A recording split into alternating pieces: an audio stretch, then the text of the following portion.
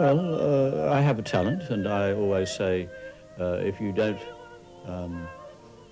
honour your talent, then you don't deserve it.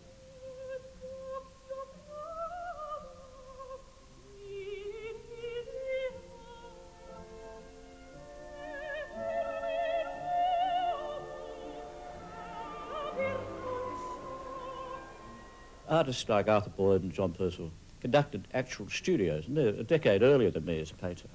And so I actually went to work in their studios and I learned how to make paint and how to stretch canvases and prepare materials.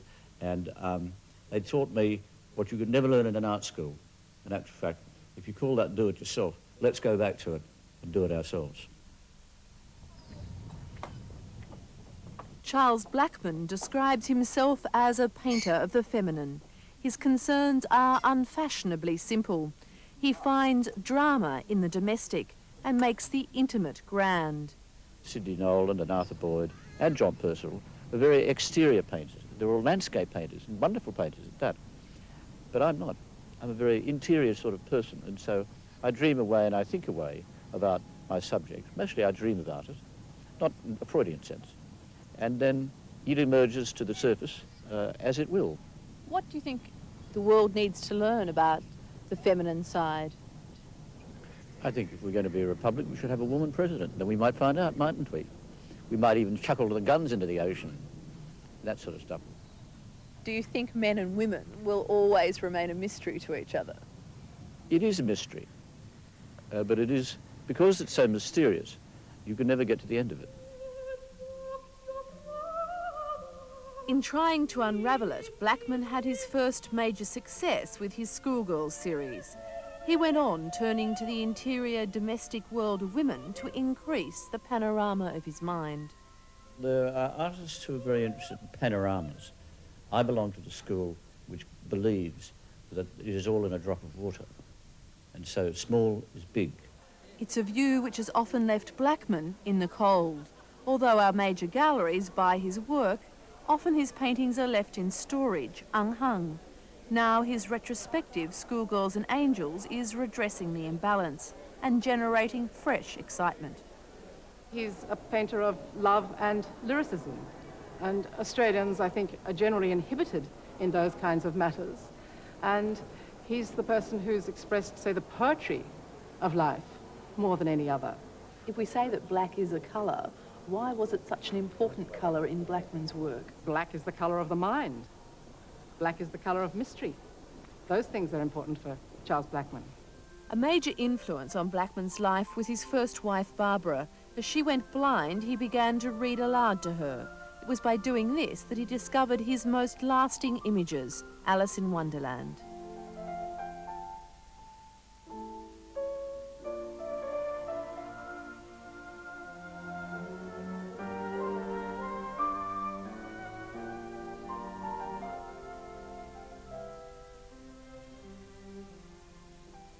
I suppose Alice is alive.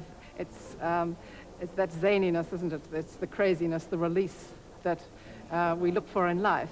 And I think the idea that anything can happen is something which almost nobody else has recorded. So it's a combination of the joy of Lewis Carroll and the wit of Charles Blackman. There's the jungle in the mirror, and you can turn the page. There's the two. 30 years on, Blackman is still reading Alice, this time to the youngest of his 6 children, 3-year-old Axiom. To him, painting, like love, needs constant renewal.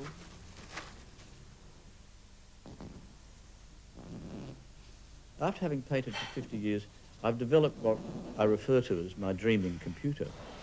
It always comes on at 4:30 in the morning, and there's nothing I can do about it. I just have to go along with it as such. When I first started painting, I never had any intention of fame whatsoever. What I wanted to do was to paint pictures and paint them well about the world as I understood it. Do you think that perhaps you should have grown out of Schoolgirls by your stage in life?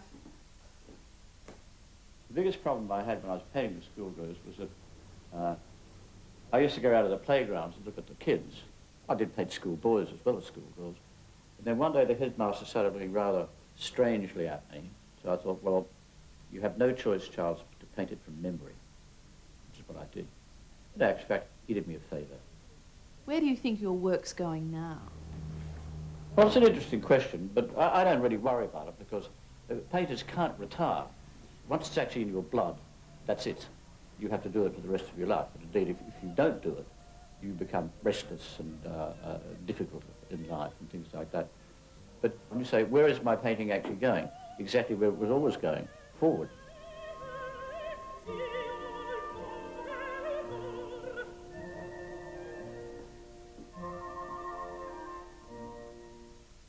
Sunday night viewing begins at 7:30 with Heartbeat. A little boy's friendship with an armed deserter Anyway, I'm in a bit of trouble. could mean disaster for him. 8:30, the compelling conclusion to the dinosaurs. Find out what Jurassic Park won't tell you. Why the dinosaurs disappeared.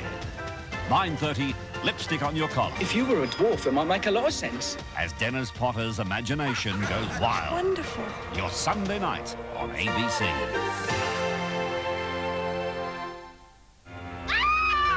What's got up Annie's nose? Smells? That's putting it mildly. At least Peter's French is coming along. Shh. We'll see to it. Except when it comes to renovations. But how can you bawl them out when you've got to look up every word in a dictionary? If only they could see me now. God, they'd envy me. A Year in Provence, 8 o'clock Monday on ABC. I was called Tinkerbell when I was in grade 7. Now, they're branded Tinkerbell and Wendy, or the Gumnut Twins. But these green politicians can put the government and the dollar in a spin. The Greens saying that they're opposed to vandalism, but apparently parliamentary vandalism's okay. We're not power broking, we're simply making a dialogue. We're telling him what we think. Christabel and Dee, next on Four Corners, 8:30 Monday on ABC. Next on Quantum, a heartwarming story about a woman and a dream.